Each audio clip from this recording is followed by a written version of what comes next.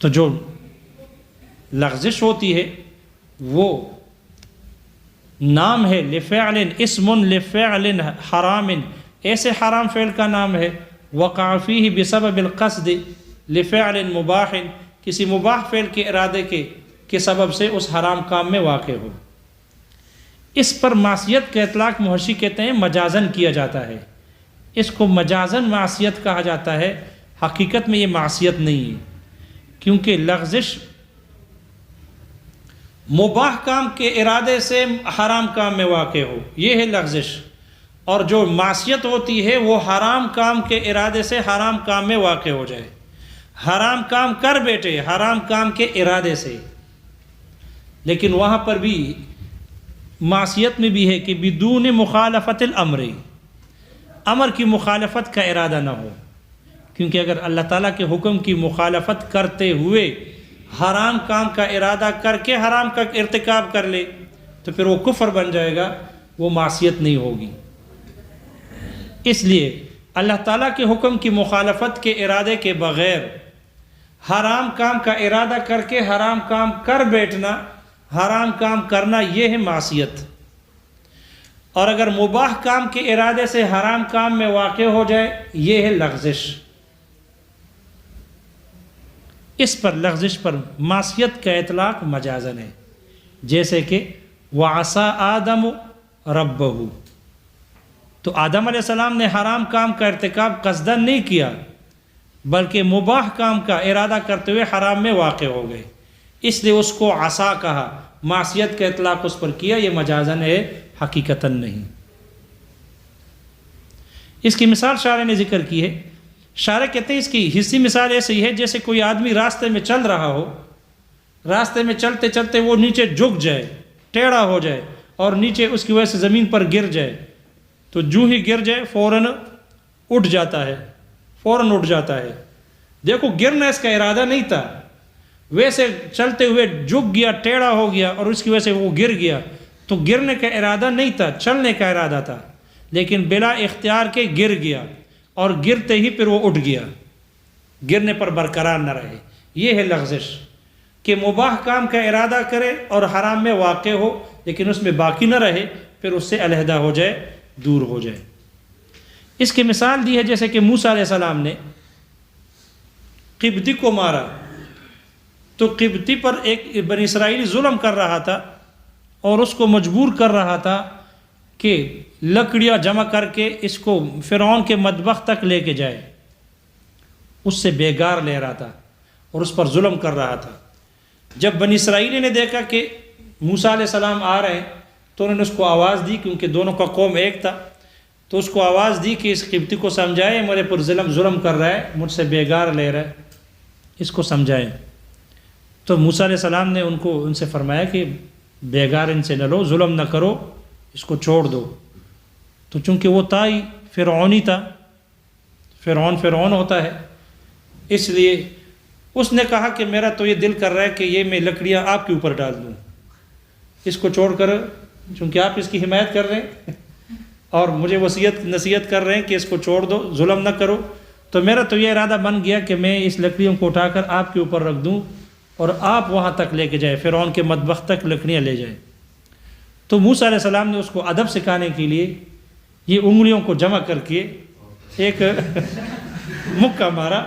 تاکہ اس کو تھوڑا سا ادب سکھائے، تو بڑا بے ادب ہے۔ تو فقضا علیہ، اس لیے اس کو جان سے مار دیا، اس کو جان سے ختم کر دیا۔ اب دیکھو، ادب سکھانا مباح تھا، مباح کام کے ارادے سے حرام میں واقع ہو گئے، قتل کرنا حرام ہے، جب قتل کرنا حرام ہے تو اس میں واقع ہو گئے، لیکن فوراً اس پر نادم ہو گئے اور فرمایا کہ انہ من عمل الشیطان، یہ شیطان کا عمل تھا کہ اس نے مجھے بھڑکایا اور میں نے اس کو حالانکہ ادب سکھانے کے لیے مارا، لیکن یہ تو ویسے ہارٹ اٹیک ہو گیا اس کو اس لیے کہ اللہ تعالیٰ نے موسیٰ علیہ السلام کو طاقت دی تھی، جلال بھی تھا، اس وجہ سے۔ اب دیکھو، حرام کام میں واقع ہو گئے لیکن ارادہ حرام کام میں واقع ہونے کا نہ تھا، اس لیے اس میں یہ لغزش ہے، اس میں اقتدا نہیں کی جائے گی۔ آپ علیہ الصلوۃ والسلام کے افعال کی 4 قسمیں ہو گئی: فرض، واجب، مستحب اور مباح۔ شارح کہتے ہیں یہ تقسیم ہماری طرف نسبت کرتے ہوئے ہے، اس لیے کہ آپ علیہ الصلوۃ والسلام کے حق میں کوئی اصطلاحی واجب نہیں تھا، کیونکہ واجب تو وہ ہوتا ہے ما ثبت بدلیل فیہ شبہ، وہ دلیل کہ جس میں شبہ ہو، ایسے دلیل سے ثابت ہو کہ جس میں شبہ ہو، ما ثبت اے لازم، جو لازم ہو۔ حالانکہ آپ علیہ الصلوۃ والسلام کے حق میں تو سارے دلائل قطعی تھے، کوئی بھی ایسی دلیل نہیں تھی کہ جس میں شبہ ہو۔ اس لیے یہ جو اصطلاح ہے، یہ جو اقسام ہے، یہ ہماری طرف نسبت کرتے ہوئے ہے، آپ کی طرف نسبت کرتے ہوئے نہیں ہے۔ آپ علیہ الصلوۃ والسلام کے افعال ہمارے حق میں 4 طرح بنتے ہیں: فرض، واجب، سنت اور مستحب اور مباح۔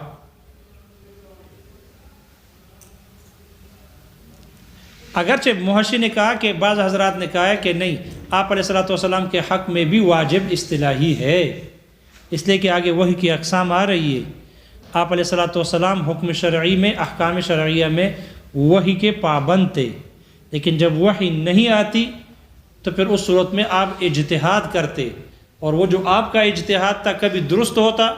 کبھی آپ سے اجتہاد میں خطا ہو جاتی۔ وہ جو آپ کا حکم اجتہادی تھا وہ آپ کے حق میں ظنی تھا۔ جب وحی نازل ہو جاتی، وحی نازل نہ ہوتی تو آپ کا اجتہاد برقرار رہتا تو قطعی بن جاتا، اور جب وحی نازل ہوتی اس کو درست کرنے کے لیے، خطا پر تنبیہ کرنے کے لیے، تو اس وقت تک وہ حکم اجتہادی ہوتا، وہ وجوب تھا۔ اس لیے آپ کے حق میں ظنی دلائل بھی موجود تھے۔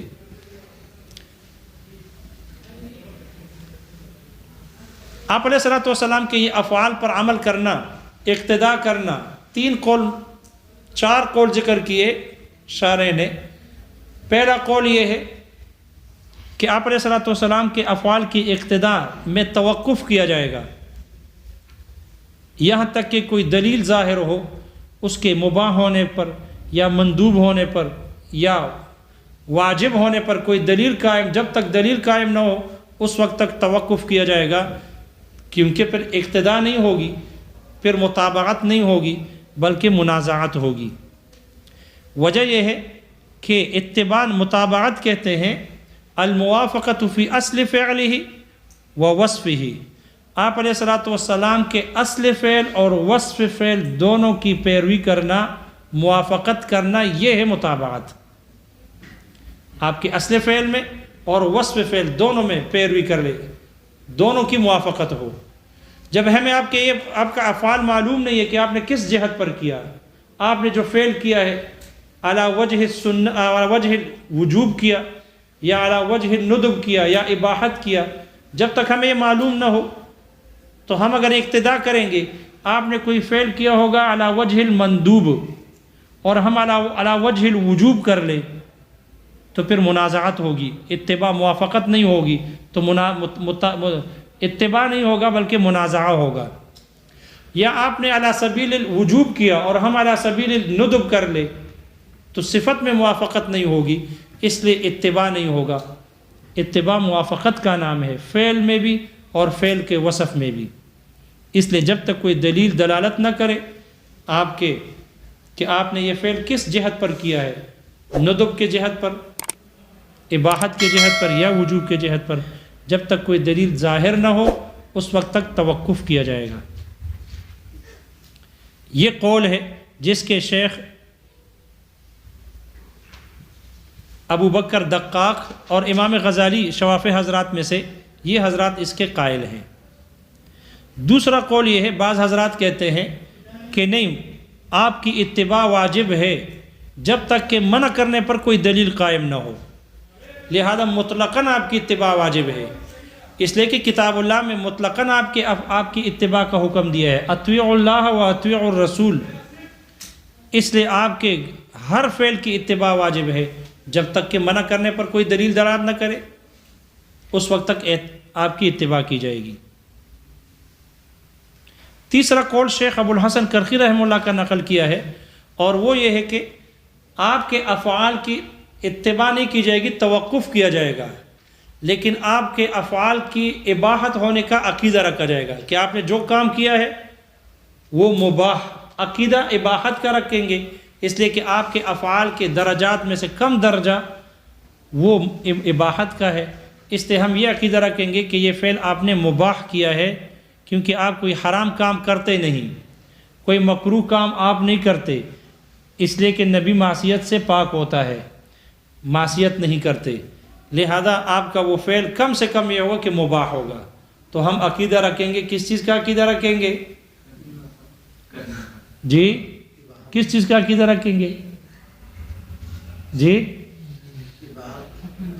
جی نہیں وہ والا وہ ختم نبوت کہہ رہے اباحت کا عقیدہ رکھیں گے، باقی افعال میں ہم توقف کریں گے، افعال میں توقف ہوگا۔ شارح کہتے ہیں مصنف نے تمام اقوال کو، مذاہب کو چھوڑ دیا اور جو ان کے ہاں مختار اور پسندیدہ مذہب تھا اس کو ذکر کیا۔ شارح کہتے ہیں اگر آپ علیہ الصلوۃ والسلام کے جو افعال جس جہت پر واقع ہوئے، جو ہمیں معلوم ہے کہ آپ نے یہ فعل علی سبیل الوجوب کیا، یا یہ فعل آپ نے علی سبیل الندب کیا، یا یہ فعل آپ نے علی جہت اباحت کیا، تو آپ کے اب وہ افعال جو جس جہت پر واقع ہے وہ ہمیں معلوم ہے، تو اسی جہت پر ہم وہ افعال کریں گے۔ جو فعل آپ پر واجب تھا وہ ہم پر بھی واجب ہوگا، جو آپ کے لیے مندوب تھا وہ ہمارے لیے بھی مندوب ہوگا، جو آپ کے لیے مباح ہوگا وہ ہمارے لیے بھی مباح ہوگا۔ لیکن جو افعال آپ کے ہمیں معلوم نہیں ہے کہ آپ نے اس کو کس جہت پر کیا، وہ ہمیں معلوم نہیں ہے، تو ہم اس کو کم از کم ادنا درجے، آپ کے افعال کے مراتب کے ادنا مرتبے کے پر ہم کریں گے، اور وہ اباحت ہے، اور اس لیے ہم اس کو اباحت کے طریقے پر کریں گے جب تک کہ خصوص پر کوئی دلیل قائم نہ ہو۔ اگر کوئی دلیل دلالت کرے کہ یہ فعل آپ علیہ الصلوۃ والسلام کے ساتھ خاص ہے تو پھر ہم اس کو نہیں کریں گے، وگرنہ آپ کے جتنے بھی افعال ہیں ہم ان کو اباحت کے طریقے پر کریں گے، کیونکہ یہ آپ کے افعال میں ادنا درجہ ہے اباحت والا، اسی کے طریقے پر ہم کریں گے، اس لیے کہ آپ کا کوئی فعل حرام اور مکروہ نہیں تھا۔ تو ماتن کے نزدیک یہی معتبر اور راجح قول ہے کہ جو افعال معلوم ہے، جس جہت پر ہمیں معلوم ہے اسی جہت پر ہم کریں گے، اور جس کی جہت معلوم نہیں اس کو اباحت کے طریقے پر کریں گے، نہ کہ وجوب کے طریقے پر یا ندب کے طریقے پر۔ دیکھو کتاب میں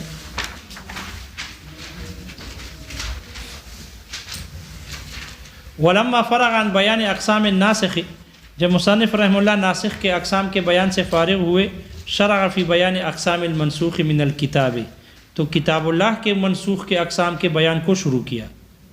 قید لگا دی، من الکتاب، کتاب اللہ کے اقسام۔ فقال، فرمایا، والمنسوخ انواع، منسوخ کی چند قسمیں ہیں، التلاوت والحکم جمیعا، تلاوت اور حکم دونوں ہو، وہو، اور یہ وہ حصہ ہے، ما نسخ من القرآن، کی جس کو قرآن میں سے منسوخ کیا گیا، فی حیات الرسول علیہ السلام، آپ علیہ الصلوۃ والسلام کی زندگی میں،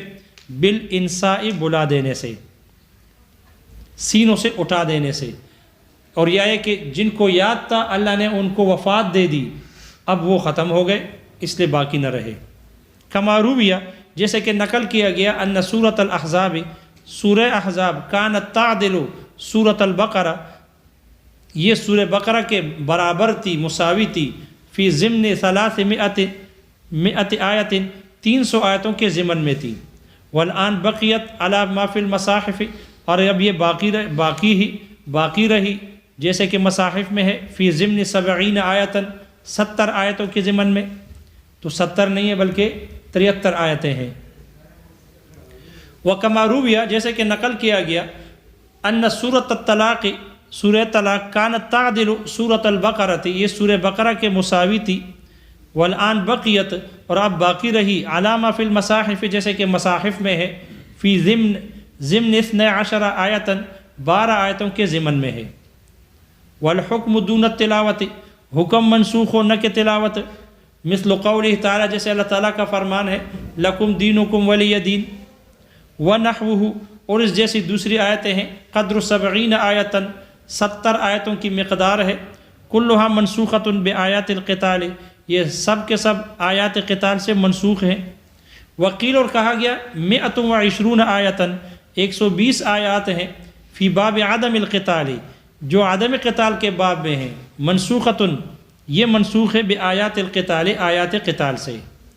وسوا آیات عدم القتال اور عدم قتال کے آیات کے علاوہ جو آیتیں ہیں 20 آیتن یہ 20 آیتیں ہیں منسوخۃ التلاوتی آپ کے ہاں کیا لکھا ہوا ہے بشرا میں منسوخۃ التلاوہ حالانکہ اوپر عنوان کیا لگا ہے الحکم دون التلاوہ حکم منسوخ ہے تلاوت منسوخ نہیں ہے اور یہاں کہے کہ یہ 20 آیتیں منسوخۃ التلاوہ ہے اس کی تلاوت منسوخ ہے اس لیے یہ ناسخ کی غلطی ہے کاتب کی غلطی ہے کاتب سے غلطی ہوئی وگرنہ یہاں منسوخۃ الحکم مراد ہے تلاوت نہیں شارح کہتے ہیں ہم نے محشی کہتے ہیں ہم نے جتنے بھی نسخے تھے سارے نسخے دیکھے سب میں منسوخۃ التلاوہ ہے یہاں تک کہ خود شارح کے ہاتھ کا لکھا ہوا نسخہ اس میں بھی منسوخۃ التلاوہ ہے یعنی ان سے تسامح ہوئی ہے اس نے تلاوت کی غلطی لکھ دی وگرنہ تلاوت منسوخ نہیں بلکہ حکم ہے پھر خود شارح نے حوالہ دیا صاحب اتقان کا علامہ سیوطی رحمہ اللہ کا محشی کہتے ہیں میں نے سیوطی کی اتقان کو بھی دیکھا اس کے مطالعے سے بھی پتہ چلا کہ منسوخۃ الحکم ہے منسوخۃ تلاوت نہیں ہے اس لیے تسامح ہے منسوخۃ التلاوتی جس کی تلاوت منسوخ ہے یعنی حکم منسوخ ہے علی رأی صاحب الاتقان صاحب اتقان کے رائے پر یعنی علامہ سیوطی کی رائے میں بھی 20 آیاتیں ہیں لیکن شارح کہتے ہیں وعندی میرے نزدیک یہ ہے انہا زائدۃ علی 20 الی 40 میرے نزدیک یہ 20 سے زائد ہے 40 تک ہے او اکثر یا 40 سے بھی زیادہ ہے وعلم ھذا کلہ اور ان سب کا جاننا فرض یہ فرض ہے علی الذی یعمل بالقرآن اس آدمی پر کہ جو قرآن پر عمل کر رہا ہو اس پر اس کا جاننا فرض ہے لیمیز الناسخ من المنسوخ تاکہ ناسخ کو منسوخ سے علیحدہ کر دے جدا کر دے ویعمل بالناسخ دون المنسوخ اور ناسخ پر عمل کرے نہ کہ منسوخ پر وقد بینت کل ذلک بالتفصیل میں ان سب کو بیان کر چکا ہوں تفصیل کے ساتھ فی التفسیر الاحمدی تفسیر احمدی میں بما لا یتصور المزید علیہ کہ جس پر اضافے کا تصور نہیں کیا جا سکتا فی کتب ابی حنیفہ امام ابو حنیفہ رحمہ اللہ کی کتابوں میں وَإِن بَيَّنَهُ الشَّافِعِيَّةُ اگرچہ شوافی حضرات نے اس کو بیان کیا ہے بِأَطْوَلَ مِنْهُ اس سے بھی زیادہ طوالت کے ساتھ فی کتبہم اپنی کتابوں میں وَالتِّلَاوَةُ دُونَ الْحُكْمِ تلاوت منسوخ ہو نہ کہ حکم مثل قولہ تعالی جیسے اللہ تعالیٰ کا فرمان ہے الشیخ والشیخۃ اذا زنیا فرجموہما نکالا من اللہ واللہ عزیز حکیم ومثل قراءۃ ابن مسعود اور جیسے عبداللہ ابن مسعود رضی اللہ عنہ کی قرأت ہے فمن لم یجد فصیام ثلاثۃ ایام متتابعات بزیادت متتابعات کی زیادتی کے ساتھ ہے وقولہ اور عبداللہ ابن مسعود رضی اللہ عنہ کی قول ہے فاقطعوا ایمانہما مکان قولہ ایدیہما ایدیہما کی جگہ ہے ایمانہما ان کی قرأت میں ہے ونسخ وصف فی الحکم اور حکم میں وصف کا منسوخ ہونا بأن ينسخ عمومہ و اطلاقہ اس طور پر کہ ان کا عموم اور اس کا اطلاق کو منسوخ کیا جائے ویبقى اصلہ اور اس کا اصل باقی رہے وذالک مثل زیادت علی النص اور وہ نص پر زیادتی جیسی ہے کا زیادت مسح الخفین علی غسل الرجلین جیسے خفین کا مسح کرنے کی جو زیادتی ہے پاؤں کے دونے پر الثابت پاؤں کا وہ جو دونا ہے جو دونا ثابت ہے بالکتاب کتاب اللہ سے فإن الکتاب یقتضی اس لیے کہ کتاب اللہ تقاضا کرتی ہے ان یکون الغسل هو وظیفۃ للرجلین کہ یہ پاؤں کا دونا یہی پاؤں کا عمل ہو سواء کان متخففا او لا برابر ہے کہ موزہ پہنے ہوئے ہو یا نہ ہو والحدیث المشہور نسخ هذا الاطلاق اور حدیث مشہور نے اس اطلاق کو منسوخ کیا حدیث مشہور ہے یا متواتر المعنی ہے وقال اور فرمایا انما الغسل یہ جو دونا ہے اذا لم یکن لابس الخفین یہ اس وقت ہے کہ جب موزے پہنے ہوئے نہ ہو فالآن اور اب صار الغسل بعض الوظیفت اب یہ پاؤں کا دونا یہ بعض عمل ہو گیا پورا عمل نہ رہا فإنها نسخ عندنا یہ ہمارے نزدیک اطلاق کا منسوخ کرنا وصف کا منسوخ کرنا حکم میں یہ ہمارے نزدیک نسخ ہے۔ وعند الشافعی رحمہ اللہ تخصیص و بیان، ان کے نزدیک یہ تخصیص اور بیان ہے۔ فلا یجوز عندنا، اس لیے ہمارے نزدیک جائز نہیں ہے الا بالخبر المتواتر او المشہور، خبر متواتر یا مشہور سے کے علاوہ جائز نہیں، کسائر النسخ، باقی نسخ کی طرح۔ وعندہ، ان کے نزدیک یجوز جائز ہے بخبر الواحد والقیاس، خبر واحد اور قیاس سے جائز ہے، کباقی البیان، باقی بیانات کی طرح۔ حتیٰ یہاں تک کہ اثبت زیادت النفی، امام شافعی رحمہ اللہ نے جلاوطنی کی زیادتی کو ثابت کیا، علی الجلد، کوڑے مارنے پر، بخبر الواحد، خبر واحد سے، وہو قول علیہ السلام، اور وہ علیہ الصلوۃ والسلام کا فرمان ہے، البکر بالبکر جلد 100 و تغریب عام، غیر شادی شدہ مرد کا غیر شادی شدہ عورت کے ساتھ زنا کرنا، اس کی سزا 100 کوڑے اور 1 سال کی جلاوطنی ہے۔ فإنہ خبر واحد، یہ ایک خبر واحد ہے، ایک خبر ہے، یجوز زیادت بھی علی الکتاب، کتاب اللہ پر اس کے ذریعے سے زیادتی کرنا جائز ہے، وہ کتاب الدال علی الجلد فقط، جو صرف کوڑے مارنے پر دلالت کر رہا ہے، اس پر زیادتی کرنا جائز ہے، عندہ، ان کے نزدیک۔ وزیادت قید الایمان، اور ایمان کی قید کی زیادتی کو بھی امام شافعی رحمہ اللہ نے ثابت کیا، فی کفارت الیمین والظہار، کفارہ یمین اور ظہار میں، بالقیاس، قیاس کے ذریعے سے، علی کفارت القتل، اس کفارہ قتل پر،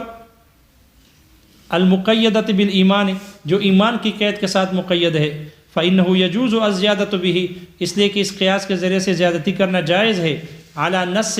نص الکتاب، کتاب اللہ کی اس نص پر، الدال علی الاطلاق، جو اطلاق پر دلالت کرنے والا ہے یا کر رہا ہے۔ شارح کہتے ہیں ومثل ھذا کثیر بیننا وبینہ، اس جیسے ہمارے ان کے درمیان بکثرت ہے کہ وہ جائز سمجھتے ہیں، تخصیص کر لیتے ہیں، نسخ کر لیتے ہیں، ہمارے نزدیک جائز نہیں۔ وانما خصصنا ھذا التقسیم بالکتاب، شارح کہتے ہیں ہم نے اس تقسیم کو خاص کیا کتاب اللہ کے ساتھ، کیوں؟ لأنہ یتعلق بنظمہ التلاوۃ، اس لیے کہ کتاب اللہ کے نظم اور لفظ کے ساتھ متعلق ہوتا ہے، التلاوۃ، تلاوت کرنا، وجواز الصلاۃ، اور نماز کا جواز، جائز ہونا، وبمعناہ، اور کتاب اللہ کے معنی کے ساتھ متعلق ہوتا ہے، وجوب العمل، عمل کا واجب ہونا، والاطلاق، اور اطلاق متعلق ہوتا ہے، فجاز ان ينسخ احدهما دون الاخر، اس لیے جائز ہے کہ ان میں سے ایک منسوخ ہو، دوسرا نہ ہو، وان ينسخا جميعا، اور یہ کہ دونوں کے دونوں کو منسوخ کیا جائے، وان ينسخ اطلاقه دون ذاته، اور یہ کہ ان کے اطلاق کو منسوخ کیا جائے، اس کے ذات کو، حکم کے ذات کو منسوخ نہ کیا جائے، بخلاف السنت، برخلاف سنت کے، فإنه لا يتعلق بنظمها احکام، اس لیے کہ سنت کے الفاظ کے ساتھ احکامات متعلق نہیں ہوتے، ولا يزاد على الخبر المشہور بخبر آخر، اس لیے خبر مشہور پر کسی دوسرے خبر کے ذریعے سے زیادتی نہیں کی جاتی،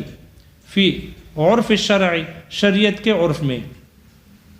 فلم یجری ھذا التقسیم فیہا، اس لیے یہ تقسیم سنت میں جاری نہ ہوئی۔ ولما فرغ المصنف عن تقسیم البیان، جب مصنف رحمہ اللہ بیان کے تقسیم سے فارغ ہوئے، شرع فی بیان السنت الفعلیۃ، تو سنت فعلیہ کے بیان کو شروع کیا، اقتداء بفخر الاسلام، علامہ فخر الاسلام کی اقتداء کرتے ہوئے، وکان ینبغی، مناسب یہ تھا، ان یذکرھا بعد السنت القولیۃ متصلا، کہ اس کو سنت قولیہ کے ساتھ متصلا ذکر کرتے، کما فعلہ صاحب التوضیح، جیسے کہ صاحب توضیح نے کیا۔ فقال، فرمایا، فصل، افعال النبی صلی اللہ علیہ وسلم سوى الزلۃ، آپ علیہ الصلوۃ والسلام کے جو افعال ہے لغزش کے علاوہ، اربعۃ اقسام، یہ اس کی 4 قسمیں ہیں، مباح و مستحب و واجب و فرض، وانما استثنى الزلۃ، شارح کہتے ہیں یا وانما استثنیت الزلۃ، استثنی الزلۃ، زلت لغزش کا استثناء کیا گیا، لأن الباب لبیان اقتداء الامت به، اس لیے کہ یہ باب امت کا آپ علیہ الصلوۃ والسلام کے فعل کی اقتداء کے بیان میں ہے،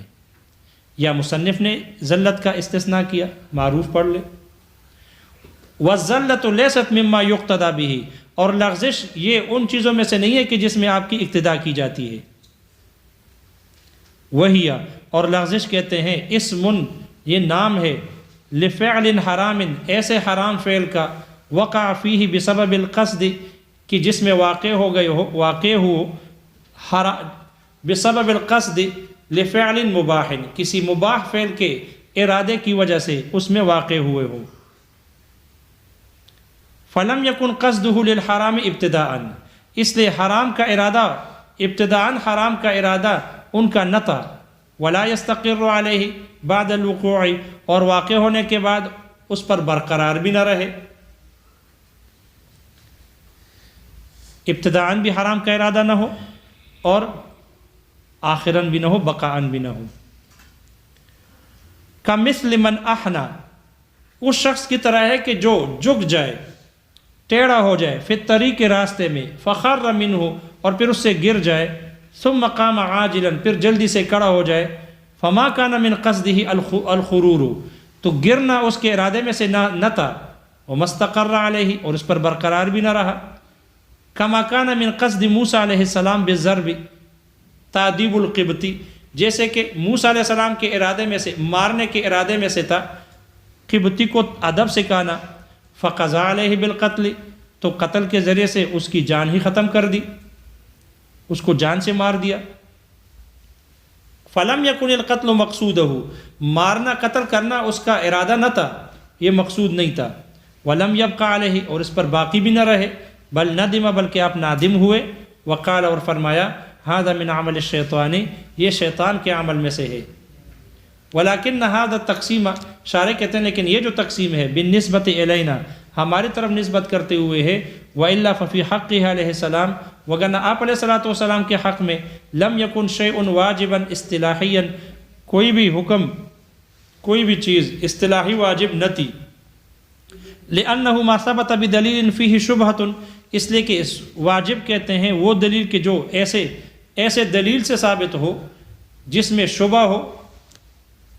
شبہ ہوتا ہے. وکانت الدلائل كلها قطعیۃ فی حقہ، اور آپ علیہ الصلوۃ والسلام کے حق میں تو سب کے سب دلائل قطعی تھے. ثم انہم اختلفوا فی اقتداء افعال، پھر شارح کہتے ہیں کہ فقہا نے اختلاف کیا آپ علیہ الصلوۃ والسلام کے ان افعال کی اقتداء میں، لم تصدر عنہ سہوا، کہ جو افعال آپ سے سہوا صادر نہ ہوئے ہو، ولم تکن لہ طبعا، اور وہ افعال آپ سے طبعا صادر نہ ہو، آپ کی طبیعت نہ ہو، ولم تکن مخصوصۃ بہ، اور وہ افعال آپ کے ذات کے ساتھ مخصوص نہ ہو. فقال بعضهم، تو اس میں فقہا نے اختلاف کیا. فقال بعضهم، بعض نے فرمایا، یجب التوقف فیہ، ان افعال میں توقف کرنا واجب ہے. حتی یظہر، یہاں تک کہ یہ بات ظاہر ہو، ان النبی صلی اللہ علیہ وسلم، کہ نبی صلی اللہ علیہ وسلم نے، علی ای وجہ فعلہ، آپ علیہ الصلوۃ والسلام نے اس کو کس طریقے پر کیا، من الاباحۃ والندب والوجوب،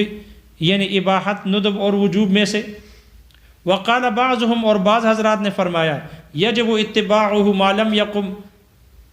دلیل المنع، آپ کی اتباع کرنا ان افعال میں اتباع واجب ہے جب تک کہ منع کرنے پر کوئی دلیل قائم نہ ہو. وقال القرخی، شیخ ابو الحسن کرخی رحمہ اللہ نے فرمایا، یعتقد فیہ الاباحۃ، اس میں اباحت کا عقیدہ رکھا جائے گا، لتیقنھا، اس کے یقینی ہونے کی وجہ سے. الا اذا دل الدلیل علی الوجوب والندب، مگر یہ کہ جب اس کے وجوب اور ندب پر کوئی دلیل دلالت کر لے. والمصنف ترک ھذا کلہ، شارح کہتے ہیں مصنف نے ان سارے اقوال کو چھوڑ دیا. وبین ما هو المختار عنده، اور جو ان کے نزدیک راجح اور مختار تھا اس کو بیان کیا. فقال، فرمایا، والصحیح عندنا، صحیح بات ہمارے نزدیک یہ ہے، ان ما علمنا من افعاله صلی اللہ علیہ وسلم واقعا علی جہۃ، آپ علیہ الصلوۃ والسلام کے افعال میں سے جو جس جہت پر واقع ہو وہ ہمیں معلوم ہو، من الوجوب او الندب او الاباحۃ، وجوب یا ندب یا اباحت میں سے، نقتدی بہ، تو ہم اسی میں اقتداء کریں گے، فی ایقاعہ علی تلک الجہۃ، اسی جہت پر اس کو واقع کرنے میں، حتی یقوم دلیل الخصوص، یہاں تک کہ خصوص کی کوئی دلیل قائم ہو جائے، مخصوص ہونے کی کوئی دلیل قائم ہو. فما کان واجبا علیہ یکون واجبا علینا، جو آپ پر واجب تھا وہ ہم پر بھی واجب ہوگا. وما کان مندوبا علیہ یکون مندوبا علینا، اور جو آپ پر مندوب ہوگا وہ مندوب تو وہ ہمارے اوپر بھی مندوب ہوگا. وما کان مباحا لہ یکون مباحا لنا، اور جو آپ کے لیے مباح تھا وہ ہمارے لیے بھی مباح ہوگا. وما لم نعلم علی ای جہۃ فعلہ، اور جو ہمیں معلوم نہ ہوا کہ آپ نے اس کو کس جہت پر کیا، کس طریقے پر کیا. قلنا، تو ہم نے کہا فعلہ علی ادنی منازل افعالہ، آپ نے اس فعل کو کیا ہے اپنے افعال کے ادنا درجے پر. وہو الاباحۃ، اور وہ اباحت ہے. لأنہ لم یفعل حراما، اس لیے کہ آپ نے کوئی حرام کام نہیں کیا. او مکروہا، یا کوئی مکروہ کام. البتہ یقینی طور پر، حتمی طور پر. فلا بد، اس لیے ضروری ہے ان یکون مباحا، کہ وہ فعل مباح ہو. اگلی تقسیم انشاءاللہ پھر ہو جائے گی.